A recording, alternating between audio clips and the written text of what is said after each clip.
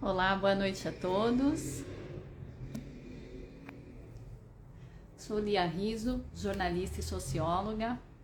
Estamos com alguma instabilidade aqui nessa transmissão, mas vamos tentar novamente. Como vocês hoje viram em nosso feed, conforme já falei aqui nas duas tentativas anteriores, convido hoje vocês a acompanhar uma conversa que marca pra gente o início de uma campanha, o início da nossa participação numa campanha muito importante, a campanha Infância Plena, que é parte dos esforços do Ministério Público do Trabalho para enfrentamento e erradicação do trabalho infantil.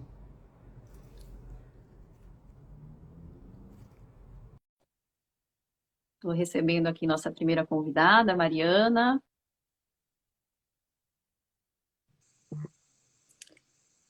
Oi, Lia. Oi, Mari. Vamos ver agora se a Cecília consegue entrar conosco. Peço desculpas a quem estava já assistindo. Você sabe que agora eu que solicitei para você, para ver se dava certo. Talvez se a Cecília Acho que solicitar, a talvez não Cecília entra trave. também. A gente pode falar para a Cecília se ela solicitar e acho que não vai Ela já travar. solicitou. Ah, boa. Vamos esperar, então. Boa Ah, noite, agora sim. Cecília. Boa noite, Mariana. Peço desculpas pelas duas tentativas anteriores, mas enfim, a gente volta para o foco, que é essa campanha, como eu disse, fundamental, contra o trabalho infantil, para a erradicação do trabalho infantil. Então, primeiro, eu quero contextualizar essa nossa conversa, né? Do que nós estamos falando hoje quando se fala em trabalho infantil? A gente tem no mundo todo, de acordo com o último levantamento realizado pela Unicef e a Organização Internacional do Trabalho, cerca de 160 milhões de crianças e adolescentes em situação de trabalho infantil. No Brasil, já são mais de 2 milhões, e a gente tinha, até as últimas 2 décadas, esses números estavam ou retrocedendo ou estagnados. Hoje, esses números voltaram a crescer. Muito por conta, provavelmente, dos impactos da pandemia, mas por outras diversas questões. Essa é uma primeira conversa que nós vamos ter aqui em Vogue, dentro da campanha Infância Plena, pelos próximos 12 meses, quando a gente vai passar por uma série de outras questões. Mas tem algo que eu queria dizer para vocês, antes da gente começar essa conversa propriamente dita: o Ministério Público tem uma atuação longa em várias esferas e de várias formas no enfrentamento do trabalho infantil. Porém, esta não é e não pode ser uma luta solitária. Ela envolve vários atores sociais, né? Nós como indivíduos na sociedade, nós como empresa, como iniciativa privada e governo. De maneira alguma, é uma batalha que vai ser vencida de forma solitária. E nessa primeira conversa, a gente fala de um papel fundamental. Aliás, a gente vai refletir sobre qual o papel da imprensa na cobertura, na denúncia, no enfrentamento e nesse trabalho conjunto de mãos dadas com o Ministério Público e com outros órgãos que são fundamentais a este enfrentamento. Eu estou aqui recebendo Cecília Oliveira, jornalista investigativa, acho que uma das maiores especialistas na América Latina, se não no mundo, em cobertura de segurança pública, diretora e fundadora do Instituto Fogo Cruzado. Bem-vinda, Cecília. Obrigada por aceitar esse convite para essa reflexão que a gente sabe que não é só uma conversa sobre o que ou como fazer, mas de certa forma uma meia-culpa, né, de como a gente, como imprensa, vem tratando questões delicadas, sobretudo essa, que envolve menores, enfim, tem outras implicações nisso. E estou aqui também com a Mariana Cocho, que é também das maiores especialistas em cobertura de primeira infância e adolescência. Mariana tem anos de experiência como jornalista investigativa, cobriu o trabalho infantil lá atrás como repórter da Globo, hoje é colunista do Bem-Estar, da TV Globo, do Universa, e também mentora de um programa de Colômbia que justamente orienta jornalistas sobre como conduzir coberturas, principalmente quando elas envolvem primeira infância e adolescência. Bom, eu vou começar por você, Cecília, acho que da pergunta mais básica, que é justamente a que dá título a essa nossa conversa, né? Qual é o nosso papel como imprensa você definiria em questões muito delicadas, como as que você cobre, né, de segurança pública, mas principalmente nessa questão do trabalho infantil, que tem muitas nuances, né? A gente na faculdade, como jornalista, aprende o técnico da coisa, né? Então, como montar uma reportagem, que fontes procurar, como que a gente monta o lead, que é o primeiro parágrafo, que vai segurar a pessoa para ler aquela matéria, o que chamar na manchete, mas existem muitas nuances que a gente não aprende na sala de aula. Boa noite, ou né, bom dia, boa tarde para quem for assistir aí essa gravação depois. Realmente eu queria inclusive pontuar assim, a importância dessa discussão, porque eu acho que a gente reflete muito pouco sobre jornalismo, né? Ainda mais agora que a gente é atropelado com muitas notícias o tempo todo. Hoje, com as redes sociais, a gente produz muitíssimo e acaba refletindo muito pouco. Então, é realmente importante a gente parar, dar esse passinho para trás para conseguir pensar como que a gente vai conseguir trabalhar melhor, né? E conseguir, assim, fazer um trabalho conferindo dignidade para essas vítimas, porque quando a gente chega para poder trabalhar em situações assim de vulnerabilidade, é muito complexo, muito complicado, né? Especialmente aí com crianças que adiciona aí uma camada a mais nessa complexidade. Nós temos essas questões variadas, né, sobre violações de direitos na infância, e trabalho é uma delas, assim, que está basicamente no DNA do Brasil, né, porque a gente foi fundado sobre violência, a gente vem aí de um período escravocrata e a gente não se libertou disso 100%. Toda semana a gente encontra um caso de uma pessoa que foi escravizada e que chegou na casa de alguém com 10 anos, 12 anos, pretensamente para ser ali ajudada por uma família e acaba trabalhando ali de graça, nesse trabalho análogo à escravidão durante muito tempo. E não só sobre essa perspectiva, mas acredito que Mariana vai trazer aí casos para a gente onde ela atuou de uma forma mais incisiva, onde é possível você ver crianças assim numa idade muito tenra e ali trabalhando duro. E quando eu digo duro, é duro mesmo, com materiais que a gente não imagina que um filho nosso faria, né?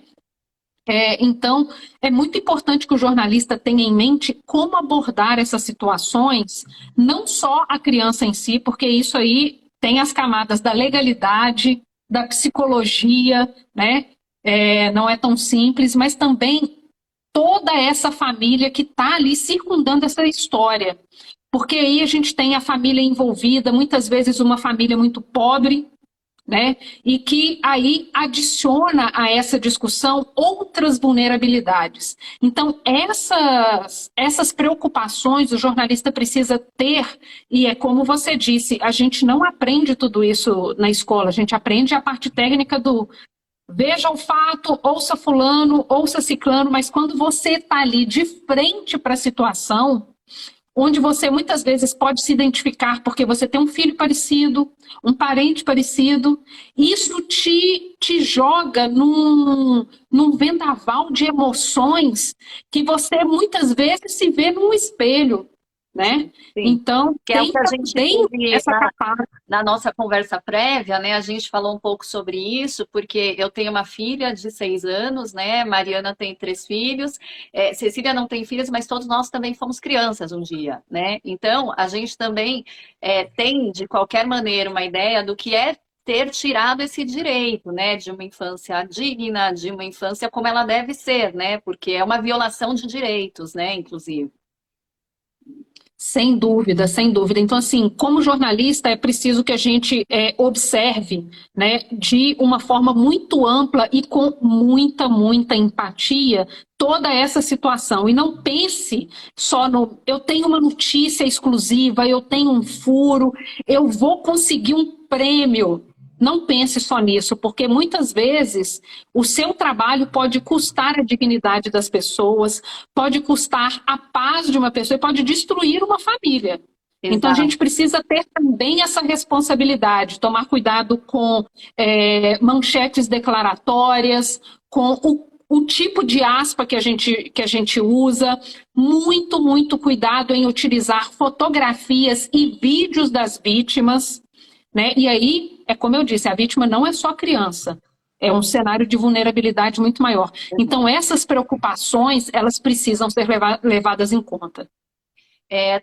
O Ministério Público do Trabalho lançou um guia, uma cartilha de orientação para a imprensa, né?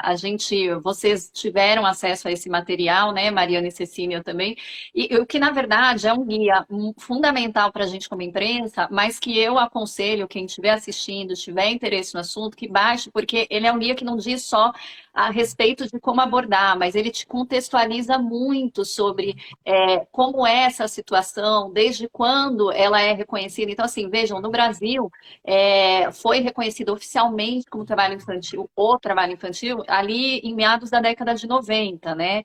E desde então a gente passou por muitas mudanças, muita coisa aconteceu. Eu vou pedir para a Mariana trazer isso, porque eu acho que a Mariana cobre mais ou menos desde essa época.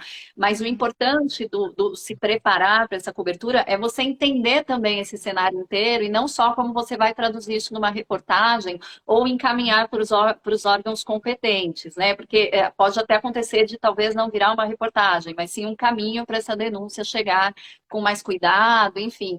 Mariana, me fala como foi como era a cobertura lá atrás, né? E o que você viu desde então acontecer, não só nesse cenário, mas como jornalista também.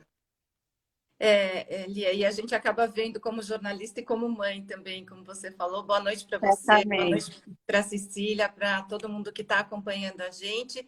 E parabéns por trazerem esse tema, porque a gente precisa falar, né? Às vezes no Brasil tudo é muito varrido para baixo do tapete, assuntos que não acabam vindo tanto a debate, e a gente tem que debater, e como jornalista, já trazendo o nosso papel, é nossa obrigação denunciar. Quando a gente ouve falar de uma história, você não precisa esperar ou que o próprio Ministério Público tenha uma denúncia lá. Às vezes a denúncia chega para o jornalista e a gente tem esse papel de levar essa denúncia a público, né? Porque eu acho que o jornalista acaba tendo uma função social aí. E a Cecília já trouxe a principal palavra, que é com responsabilidade, principalmente quando a gente está tratando de crianças. E daí, como ela falou também, eu vi pessoalmente, nesse meu trabalho como repórter, ao longo de 30 anos de carreira, vi pessoalmente trabalho infantil de crianças de 2 e 3 anos, que eu vou até relatar daqui a pouco para vocês.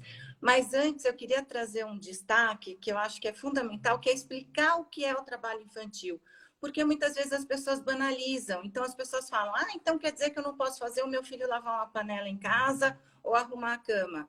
Não tem nada a ver. Isso é trabalho doméstico, faz parte da nossa educação enquanto pais e mães, que é fazer os nossos filhos participarem da tarefa E doméstica. fora que é uma coisa que você está fazendo num contexto familiar em que seu filho ou filha não está sendo privado do resto, do direito à educação, Não está do deixando direito de ao ir para a escola. brincar.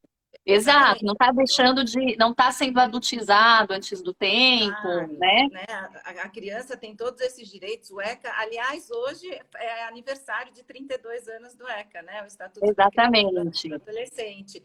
Então, assim, a gente sabe que os nossos filhos têm os direitos, mas eles têm obrigações enquanto crianças que estão muito distantes do que é o trabalho infantil. A exploração do trabalho infantil, e ela se dá sendo escravo, sem remuneração ou com remuneração. A criança de 10, 12 anos que trabalha, mesmo que ela ganhe... não, mas ele está recebendo um dinheirinho. É exploração do trabalho infantil e é proibido. Então, ressaltando o que é proibido, né? É o trabalho do menor de 14 anos, isso é proibido no Brasil. De 14 a 16 anos é possível como menor aprendiz, então não é um trabalho, né? Ele está ali para aprender. E entre os 16 e os 18 anos, ele já pode trabalhar fazendo estágios e tal, mas tem algumas regras, algumas limitações. Não pode ser um trabalho perigoso, não pode ser um trabalho noturno.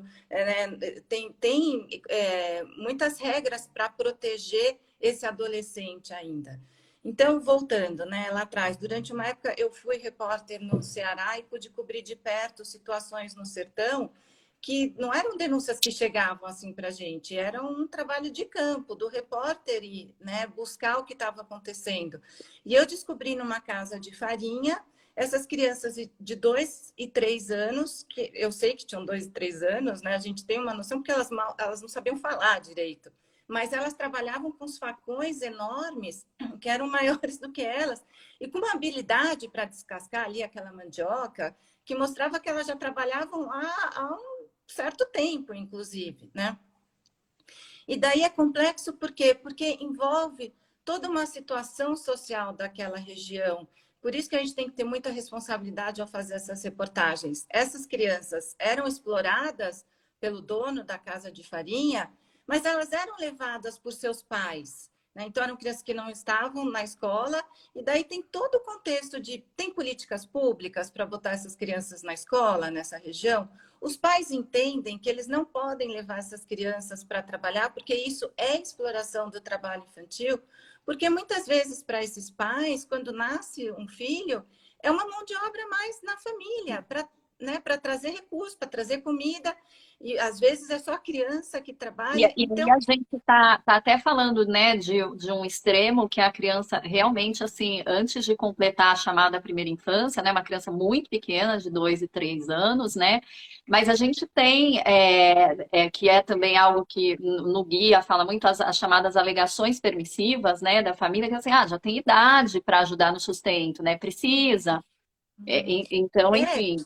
E eu me lembro que eu fiquei muito mal na época, até com um certo peso na consciência, porque eu fiz aquela reportagem para o Jornal Nacional, era uma reportagem de denúncia, e na minha cabeça eu estava fazendo uma reportagem para ajudar aquelas crianças e aquelas famílias denunciando aquele explorador, né? Mas aí você vê as consequências muitas vezes de uma reportagem, que assim, as famílias ali se voltaram contra mim, porque é como se a minha reportagem estivesse atrapalhando algo que já era muito aceito e que já acontecia há muito tempo ali, que eram os era filhos necessário, né? E o que que era era necessário. necessário. Foi tão grave que, assim, após a denúncia, o Ministério do Trabalho, o Ministério Público do Trabalho, várias entidades foram visitar o local, né? A ponto de alguns pais e mães disserem assim, não, os nossos filhos, não, eles só vêm acompanhar a gente, mas eles não usam as facas. Foi a repórter que trouxe a faca para as crianças, né?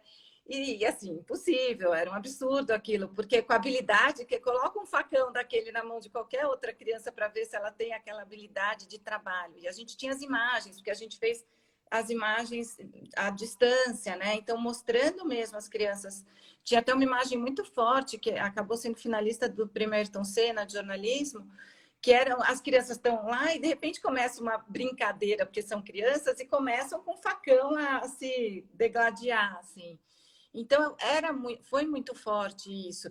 E daí, assim, dizer que o trabalho infantil, ele não está lá só no sertão, isolado, distante de todos nós. Ele está nos semáforos nas grandes cidades. Sim. Né? É Isso o que... também mostra que a criança não está... E na pandemia gravou muito, né, Lia? A gente começou a ver muito mais criança.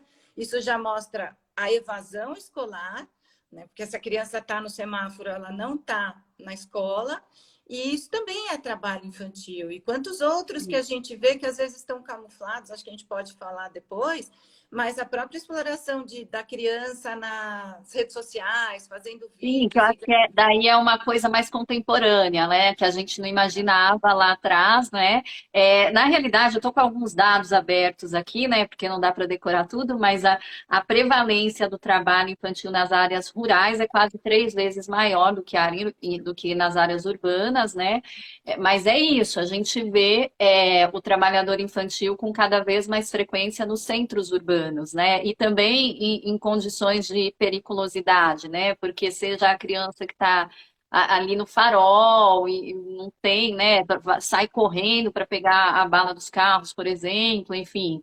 Então, agora... Na roça tem muito, né? A exploração do trabalho infantil na agricultura, na colheita, e que aí que vem essa discussão que é tão difícil, porque muitas vezes se dá pela própria família que vai trazer justificativas, digamos, para esse trabalho. Mas aí você está condenando o futuro, né, dessa criança, que ela não está indo para a escola. Então, é um problema ali particular de uma família, mas é da sociedade e é do futuro Uma coisa importante, né, da gente pontuar também é que quando a gente fala dos impactos do trabalho infantil, não é só o que a gente está vendo no curto prazo, né? É uma situação que vai trazer consequências, né, para o futuro de médio e longo prazo, né? Então vai comprometer a vida adulta dessa criança, o futuro dela, os traumas são físicos e emocionais e muitas vezes são irreversíveis, né? E a estrutura de família também, a sensação é que nunca se, principalmente quando você tem ali um cenário de muita vulnerabilidade econômica e social, é que eles jamais vão conseguir romper esse ciclo, né? E sobre a questão da família, desse entorno, que eu acho que é algo muito delicado, né? Porque a gente está falando em menores de idade, né? Então, para a gente abordar essas crianças nas reportagens, não é uma coisa tão simples, né? A gente precisa, com responsabilidade, chegar na família. E aí, como eu disse, tem a questão das alegações permissivas que são quase justificativas daquela situação, né? Então, assim, você ouve desde que a criança já tem idade para ajudar no sustento da casa, até que ela vai aprender coisas no trabalho que ela não vai aprender na escola, por exemplo, né? Que o trabalho vai deixar a criança mais séria. Como é que é essa abordagem, Cecília, que eu imagino que você também encontre, né, de certa forma? São muitas as alegações, tá, gente? Eu volto a insistir que vocês procurem e baixem o guia formulado pelo Ministério Público do Trabalho, porque lá isso está muito explicado. Mas eu queria entender no seu dia a dia, Cecília, que atua com o Instituto Fogo Cruzado em áreas de muita vulnerabilidade, né? Essa é uma pergunta, sabe, Lia, assim, que me traz à memória, assim, situações muito delicadas. Eu cubro basicamente, né, violência e uma violência muito específica, que é a violência armada. Então, assim, quando você lembra que a gente atua em cidades, né, da região metropolitana do Rio, de Salvador, de Recife, que são cidades que têm um índice de violência armada muito alto, né? E assim, todo mundo aqui já viu aquelas imagens que o Rio de Janeiro insiste em produzir, que são as crianças deitadas pelos corredores ali nas escolas, né, se protegendo de tiroteio, enquanto deveriam estar tranquilas na escola, estão na escola, e tem que aprender na escola noções de segurança, né? Qual que é a parede mais grossa da escola que eu vou conseguir ficar um pouco mais protegido? Né? São perguntas assim que isso, não são todas as crianças que ouvem, todas as crianças que aprendem. Pensando aqui em dados, no ano passado saiu uma pesquisa ali, né, que foi feita com moradores do Complexo da Maré, que fica aqui na região norte, na zona norte do Rio de Janeiro, e assim, em cada 3 moradores sofre de depressão, de ansiedade, por causa dessa situação. E isso atinge também crianças. E eu lembro que eu estava lendo um relato de uma mãe, eu até salvei aqui uma aspa em relação a isso, que eu vou até ler para vocês. Ela diz assim, olha, no meio da aula, com medo de os helicópteros atirarem para baixo, a gente ficou horas escondidos no banheiro. Os policiais entraram, eles atiraram, as crianças ficaram jogadas no chão e a gente não conseguia correr, não sabia o que fazer. Foi assustador. Então, assim, esse tipo de relato é um relato muito comum em muitas áreas. E como você mencionou, né, tem um custo muito alto para a gente, não só para essa criança, para essa família, tem um custo para a gente como sociedade.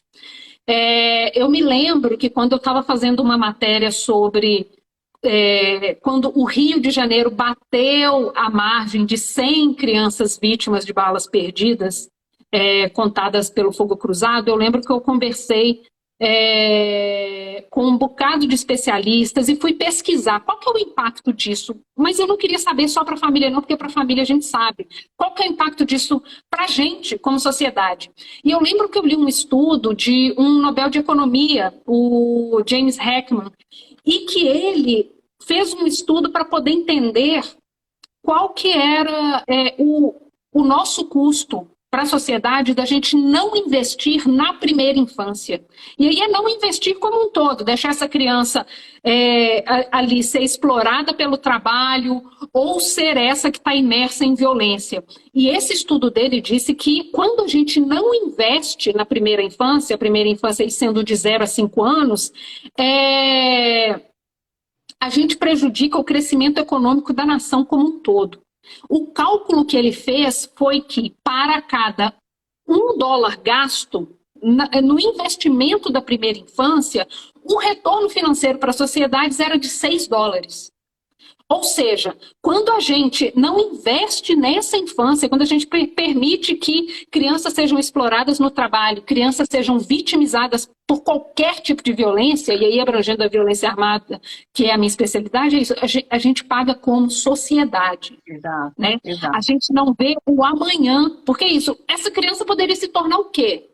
Uma criança que não foi estimulada a ter criatividade, uma criança que foi exposta a trauma, uma criança que não se desenvolveu.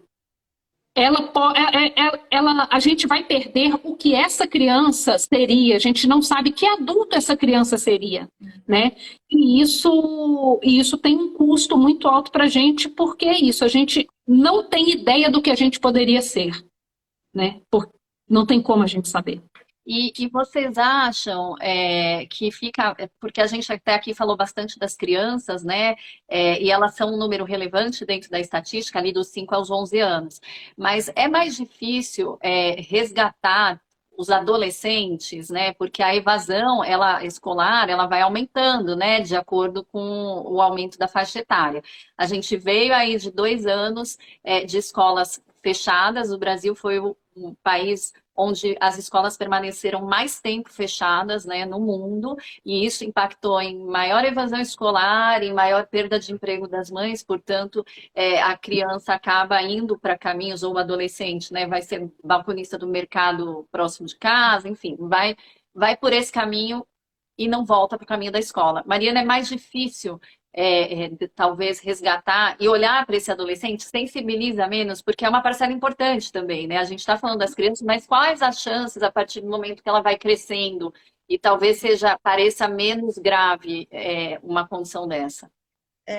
Não, sem dúvida é mais difícil, né? O que a Cecília falou agora é o investimento naquela palavra que a gente traz tanto, que é prevenção, né? Se você investe numa prevenção deles terem esse futuro condenado, quer dizer, já é uma infância condenada que vai condenar esse futuro. Então, se você investe agora, você pode transformar essa sociedade, sim. Tem que pensar a longo prazo. E o que acontece é que na adolescência, quando ele sai da escola, já é muito mais por uma questão pessoal. Às vezes, o próprio adolescente, ele já abandona, né? Quando são pequenos, é mais os pais que deixam de levar e tal. E daí, para você resgatar esse adolescente que já começou a trabalhar, que eventualmente ganha algum dinheirinho, mesmo que pouco, mas ele já vê esse resultado ali imediato, né? Então, é um pensamento muito imediatista, às vezes, do que eu vou ter para comer, inclusive, né? Para pagar para comer. A abordagem desse adolescente que tem mais, enfim, que tem outro cenário, ela é diferente também, né? Para uma reportagem, por exemplo. Para uma reportagem, sem dúvida. Eu acho que sempre que a gente vai fazer uma reportagem, você tem que pensar, em primeiro lugar, na preservação, se é menor de idade, do menor de idade, se é maior de idade, mas é uma vítima, na preservação daquela vítima, porque o que você quer expor é a notícia, é a história, é a denúncia, é aquilo, né, sobre o qual você está falando, mas nunca expor aquele personagem. Por isso que tantas vezes a gente faz matérias preservando o nome, né, a identidade, preservando a imagem, e você tem obrigações também, tem leis que determinam isso, principalmente pensando a longo prazo, que daqui a pouco esse jovem ele pode ser resgatado, ter uma vida profissional, e ele não quer ficar marcado, nem pode ficar marcado por isso. Mas e os cuidados que a gente tem que ter quando a gente entrevista uma vítima, seja maior de idade, ou quando você vai entrevistar um adolescente, uma criança, é também ter a sensibilidade e, mais uma vez, a responsabilidade de não fazer com que a sua entrevista seja um sofrimento a mais. A gente precisa tomar muito esse cuidado. Quando você vai entrevistar uma mulher vítima de violência doméstica, quando você vai entrevistar qualquer pessoa que já passou, né, por alguma coisa, a sua entrevista ela não pode ser um agravante da situação. Então, a gente também tem que saber o limite de até onde eu vou com essa entrevista. Vale a pena entrevistar? Né? Por exemplo, na matéria que eu fiz, que eram crianças de 2 ou 3 anos, a imagem por si só já era a reportagem. Não tinha por que eu ir lá entrevistar a criança que mal sabia falar. Então, tomar muito cuidado com o sensacionalismo, a gente nunca pode generalizar, né? A gente tem o jornalismo responsável no nosso país. Então, é esse que uma cartilha, né? Seguindo uma cartilha, seguindo as leis, seguindo orientações, você é capaz de fazer uma reportagem que pode não só não atrapalhar, como sim ajudar naquela situação. Eu me lembrei de uma matéria que eu fiz uma vez que me marcou bastante, que era sobre os medos infantis. E daí você vai nos bairros nobres e as crianças têm medo de barata, de fantasma, de assombração. E daí quando você vai para a periferia, o medo é tiro, bala, arma. E daí eu faço um apelo aqui até que, gente, tem que ter uma campanha pelo desarmamento da população. Essa semana a gente teve uma criança de 9 anos que achou a arma do pai e deu um tiro na cabeça. Então, é muito grave, eu acho, o que a gente está vivendo. E tem mais um dado aqui, que este governo reduziu a verba de combate ao trabalho infantil. Então, se você não tem políticas públicas que pensem até em como vamos resgatar esse adolescente que saiu da escola, né? Que pense nas coisas básicas, como vamos garantir que a família não deixe de levar a criança para a escola e a leve para o trabalho, para trabalhar. Né? Levar para o trabalho é diferente de levar para trabalhar. Muitas vezes a gente tem que levar os filhos para o trabalho, Sim, mas é sim, claro, que também não romantizamos essa parte, né? Mas, enfim, fiquei em Eu choque queria, com a... eu queria lembrar uma coisa que a Mari estava falando sobre os medos, né? Acho que todo mundo acompanhou aí que aconteceu recentemente aquela chacina no Jacarezinho. E o Metrópolis chegou a fazer um apanhado ouvindo as crianças meses depois, para poder entender o que elas sentiam e como, né? Eu vou ler aqui para vocês frases curtas dessas crianças, porque eu lembro que quando eu li isso eu falei, gente, que tipo de sociedade é a gente que permite esse tipo de coisa? Olha, o Kaique, de 7 anos, ele disse, eu fiquei 3 noites sem dormir. A Natasha, de 9 anos, disse, eu acordei com o barulho do caveirão voador. Para quem não conhece o que é o caveirão voador, são os helicópteros usados em operação policial e que, não raro, atiram para baixo. Né? Então, assim, as crianças sabem o nome disso. O Gabriel, 12 anos, falou, barulho de tiro não me amedronta mais. Ana Clara, 10 anos, eu sonho que a água vira sangue. Brenda Cristina, 24 anos, ela falou pelos filhos dela, ela falou, as crianças têm muito medo da gente morrer. Então, assim, como é que a gente permite esse tipo de situação, sabe? Pensando que é isso. Naturaliza esse contexto dessas crianças e assim, trazendo um pouco dentro ainda disso, né? Vejam essa situação, quando a gente fala, né, que é de uma situação de extrema vulnerabilidade, né? Acho que não tem nem palavra, ter extrema não traduz. Como é que essa família que vive neste cenário vai achar que está colocando a criança ou o adolescente, o filho, em risco porque ele está trabalhando, quando ele não devia estar trabalhando? Como é que a gente consegue, né, explicar isso? Não, até porque a gente tem tantas frases como o trabalho enobrece, né? Essas coisas, sim, mas tem idade para isso, tem regra para isso.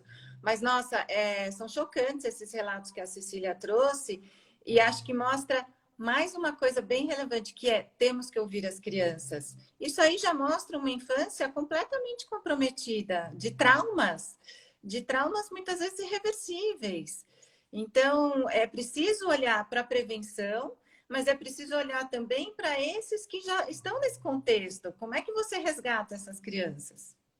Veio uma pergunta aqui, gente, que eu achei bem interessante, que por que que a gente tem tão pouco espaço para a questão do trabalho infantil? Porque a gente, na mídia, tá? No geral, quero propor aqui uma reflexão conjunta, por quê? O que a gente está dizendo aqui de segurança e de outros vieses que impactam, que são violências também, porque essa situação de estar no trabalho infantil não deixa de ser uma violência, né? Mas a gente tem outras violências menos abstratas, por assim dizer. Por que que a gente tem tão pouco espaço para isso? Porque, óbvio, esses dados que a Cecília trouxe, esses relatos, eles nos chocam muito mais, né? Eles nos roubam o ar, enfim. Mas por que que a gente fala tão pouco nisso? Qual que é a opinião de vocês, assim, pensando não só... Eu acho que, no geral, a criança na sociedade, o adolescente, ele não é o personagem principal da maior parte das coberturas, né? Como vítimas de violência, seja uma vítima direta ou indireta. Mas pensando nessa questão do trabalho infantil, trazendo essa pergunta que apareceu aqui, queria ouvir vocês duas. Pode começar você, Mari, de repente passa para a Cecília? Bom, o que me ocorre, né? Eu acho que precisa ter uma vontade não só dos repórteres, jornalistas, mas dos veículos, né? Dos donos de veículos, de trazer isso à tona.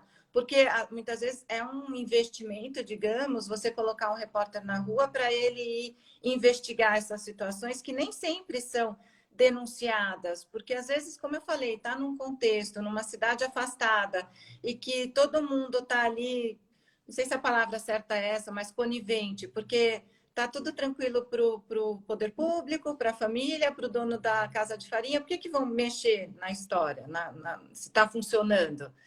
Então, eu acho que assim precisa ter um investimento e conscientização mesmo. Eu acho que essa iniciativa da Universidade de Colômbia, que desde o ano passado está focando nesse curso, que hoje eu sou uma das mentoras, para formar jornalistas especializados em primeira infância, isso já é um passo importante. Até pouco tempo atrás, você não imaginava um jornalista com essa especialização, né? Você tem especializada em polícia, em economia, em esporte, mas por que não ter alguém com essa especialidade para justamente ir atrás dessas matérias, trazer isso à tona para o debate da sociedade? Porque também quando você informa a sociedade, você cria uma rede que vai cobrar, vai se conscientizar da situação e que vai cobrar atitudes. Até pouco tempo atrás também, por exemplo, nos planos de governo dos candidatos a governo, a presidente, nem constava nada sobre políticas públicas para a primeira infância.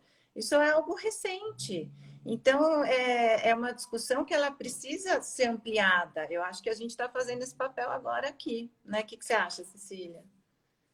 Eu acho que é por aí mesmo, Mari. Eu acho que você levantou uma bola aí que eu vou insistir nela sobre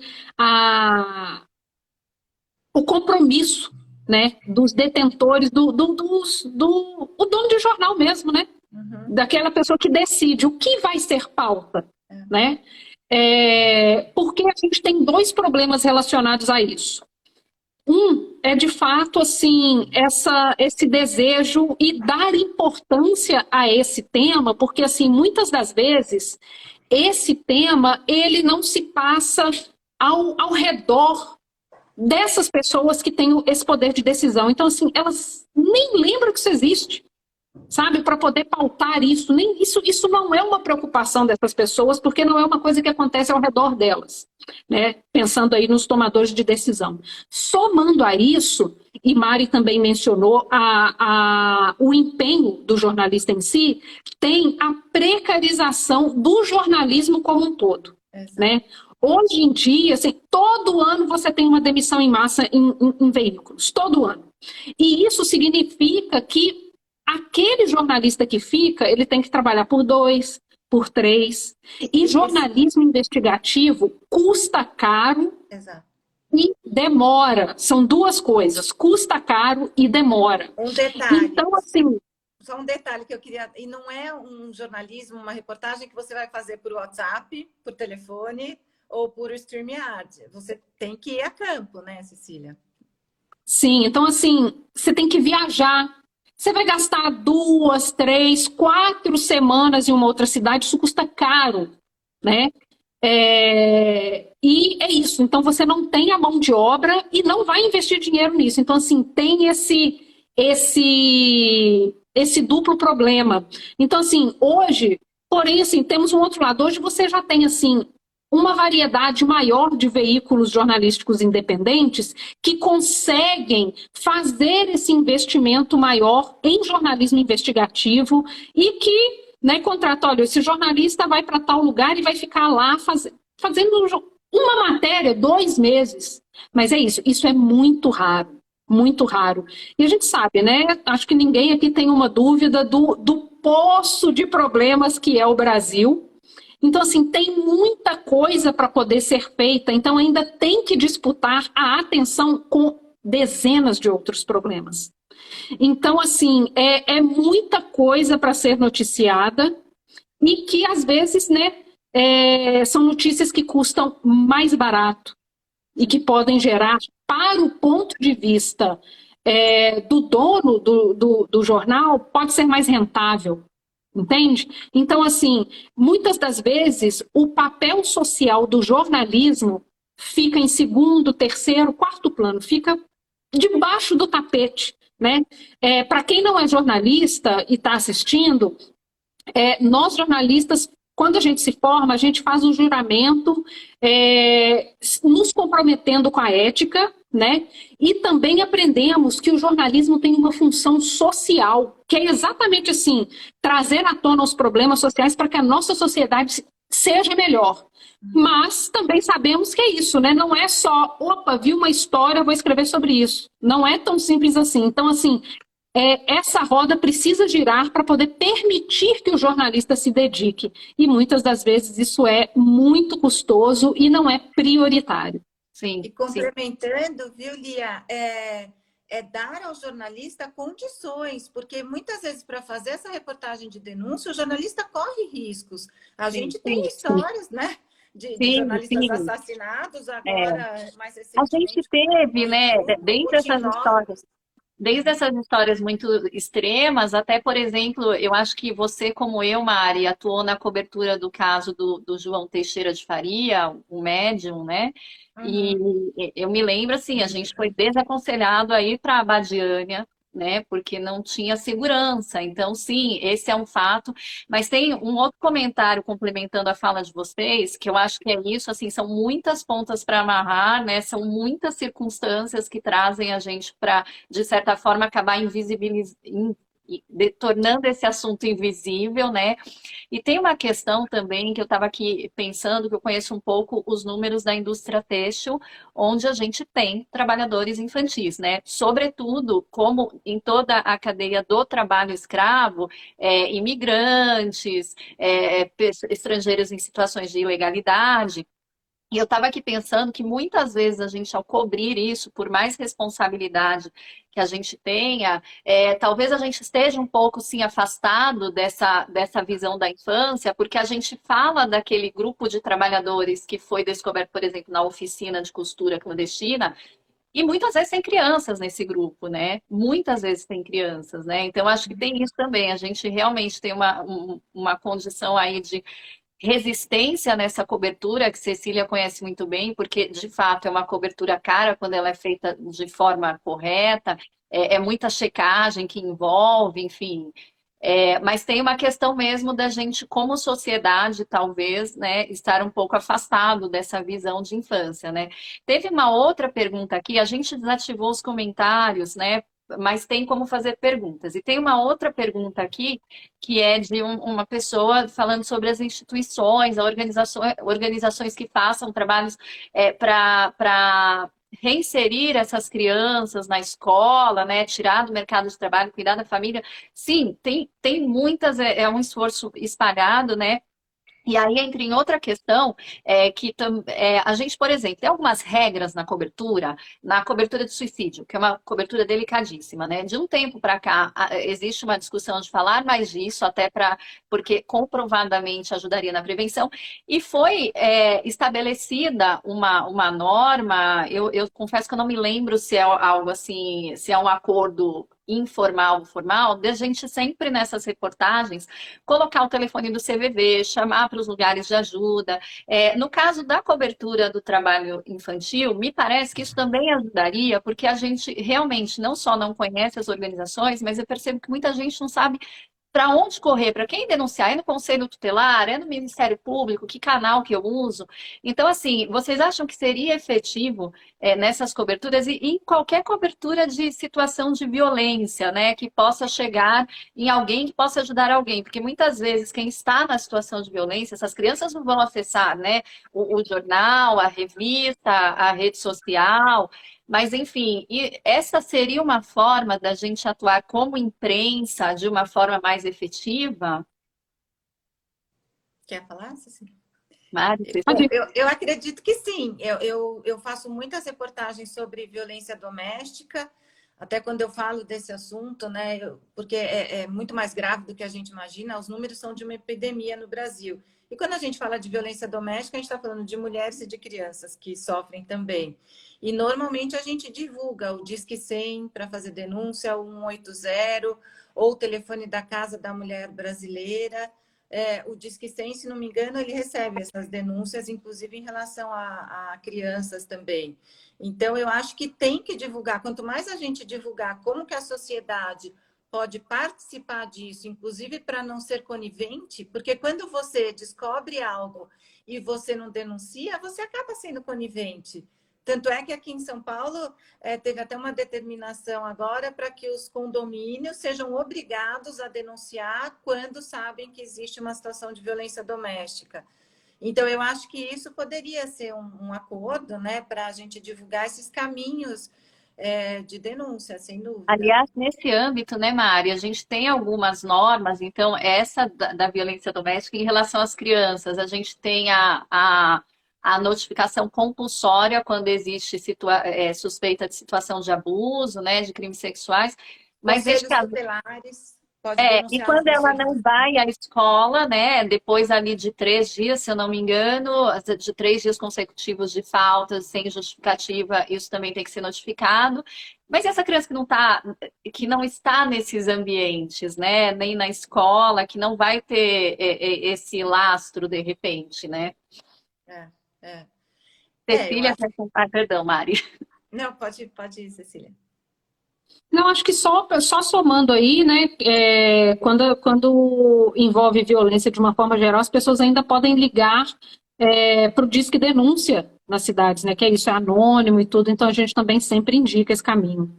Uhum, uhum. Pode falar, Mari.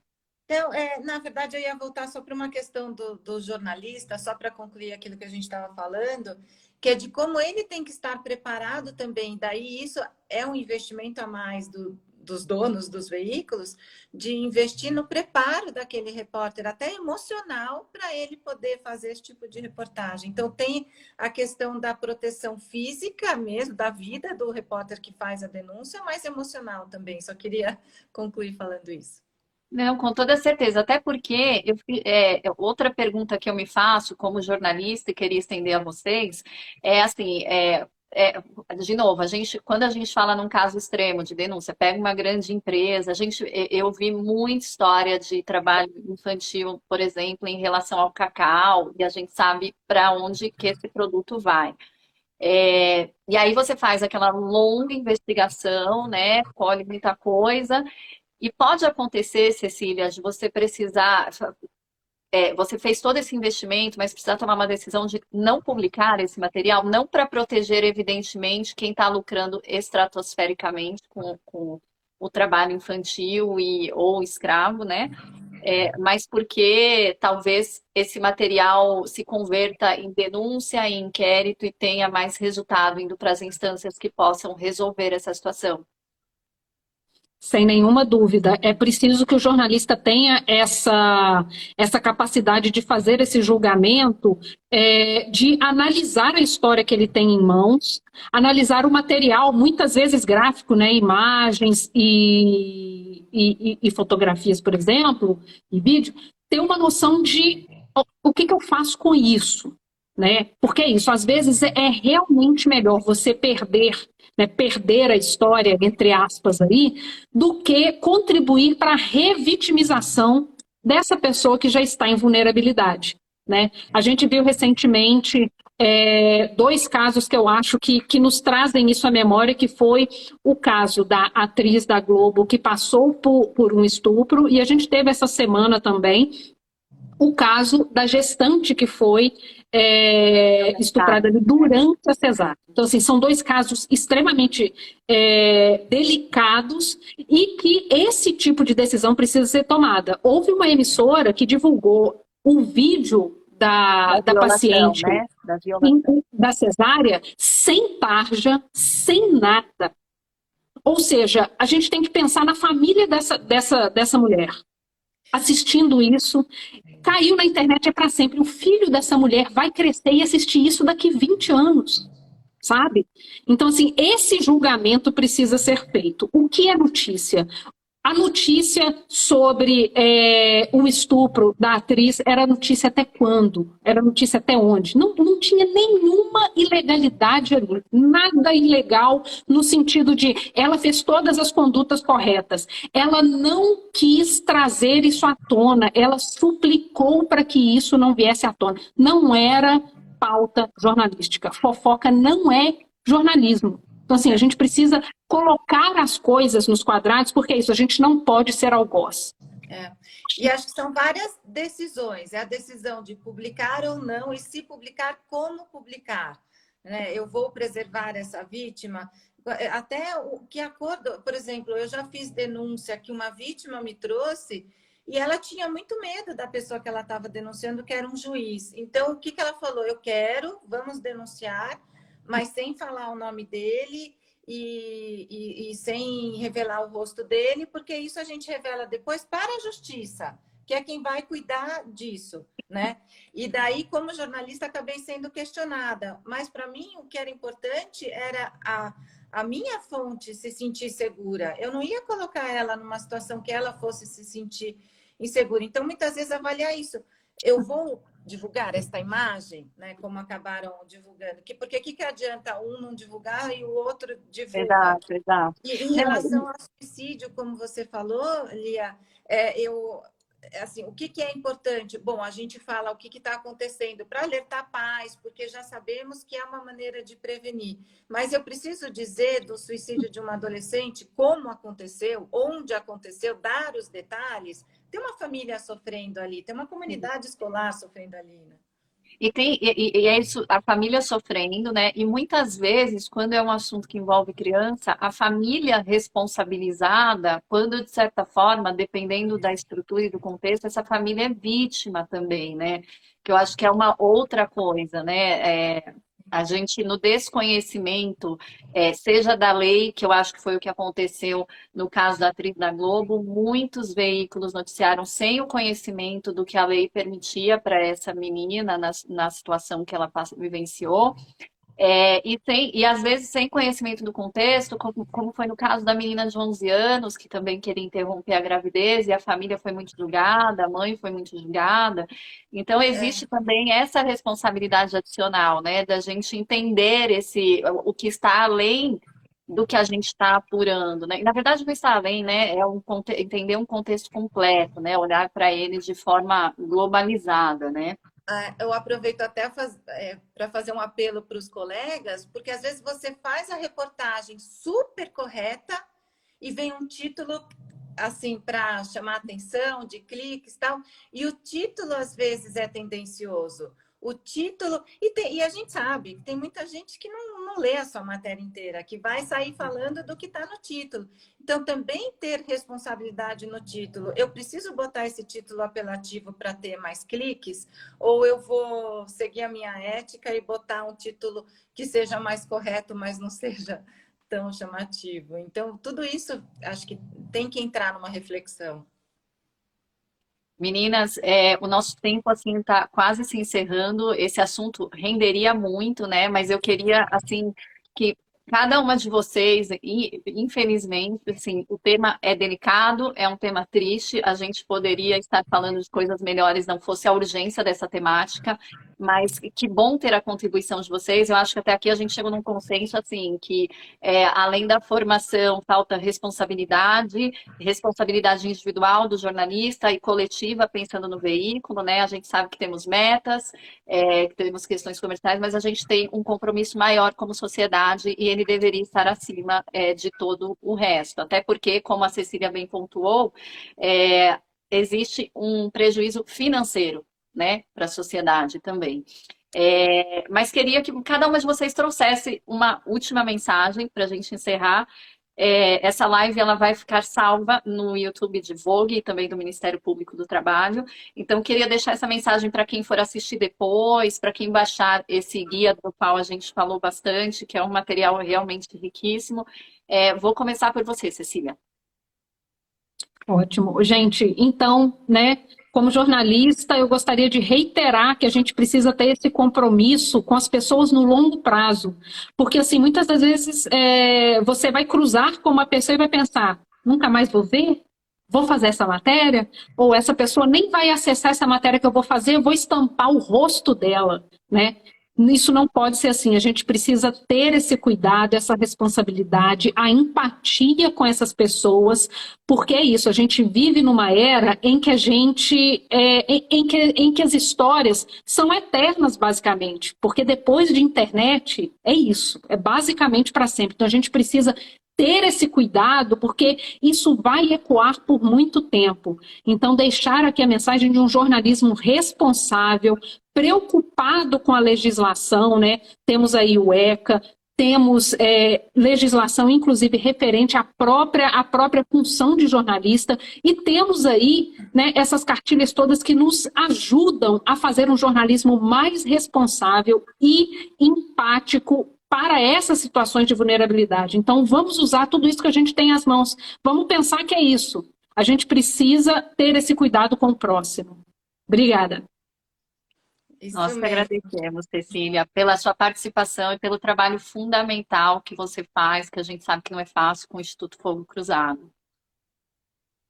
Muito obrigada mesmo. Mari? Bom, é isso aí, Cecília. Acho que a gente tem que se unir, né, dentro de tudo isso que você falou, como jornalistas, como sociedade. Então, lembrando que o jornalista pode denunciar e qualquer pessoa pode e tem a obrigação de denunciar quando souber de algum trabalho infantil. Lembrando que o trabalho infantil, a exploração do trabalho infantil ela é criminosa, é proibido uma criança com menos de 14 anos trabalhar. Então, às vezes tem piada, aquilo que eu falei no começo, mas então eu não posso fazer meu filho lavar uma louça em casa, isso não tem nada a ver, não é piada, não é engraçado. Uma coisa é a obrigação do seu filho dentro de casa, outra coisa é a exploração do trabalho infantil. Então, a gente tem que dizer não ao trabalho infantil. Aquela frase, o trabalho enaltece o homem, o adulto, a mulher, os adultos. Trabalho não é coisa de criança, não trabalha. Já tinha aquela musiquinha do Palavra Cantada. A criança dá trabalho. Nós, como adultos, temos responsabilidade de cuidar dessa criança. Sejam os pais, sejam os vizinhos, todo adulto tem responsabilidade, tem obrigação de cuidar. Então, criança não trabalha, lugar de criança é na escola. E é isso, por isso que a gente tem que lutar e informar e seguir em frente. Estar atento e forte, né? Obrigada pela oportunidade de vir falar desse assunto aqui, viu, Liana? Maria, eu que te agradeço também o trabalho fundamental que você faz de mentoria, porque, de novo, né, a gente aprende a técnica, tem coisas que a gente não vai aprender em sala de aula, está dentro da nossa humanidade, da nossa capacidade de bom senso e empatia, mas é importante ouvir quem conhece os meandros e repassar isso para que outros multipliquem, né? Eu queria agradecer a todos que estão assistindo, queria agradecer a confiança do Ministério Público do Trabalho, queria convidar vocês a abraçarem essa campanha conosco. Esse, de novo, é um problema de todos nós como sociedade, é um problema no mundo, mas que está bastante crítico aqui no Brasil. Essa live vai ficar salva no YouTube de Vogue, no YouTube do Ministério Público. Tem uma cartilha que vocês podem baixar para conhecer o guia de cobertura da imprensa, mas que eu realmente acho que é um guia para quem quer se aprofundar. Convido os colegas que estão assistindo a se conscientizarem, a conversar com outros colegas, porque a gente às vezes não cobre Isso, mas é um problema nosso também. A gente precisa estar mais atento, a gente precisa dar mais espaço para esse tempo, a gente precisa atuar em conjunto com os órgãos que vêm empreendendo um esforço que vai ser mais efetivo quando a gente se unir. Essas lives vão acontecer mensalmente. No próximo mês, a gente vai falar sobre trabalho doméstico infantil. Já convido vocês a colocarem na agenda. Obrigada. Boa noite, queridas. Boa noite para vocês que nos assistiram. Até mais. Tchau. Tchau, tchau.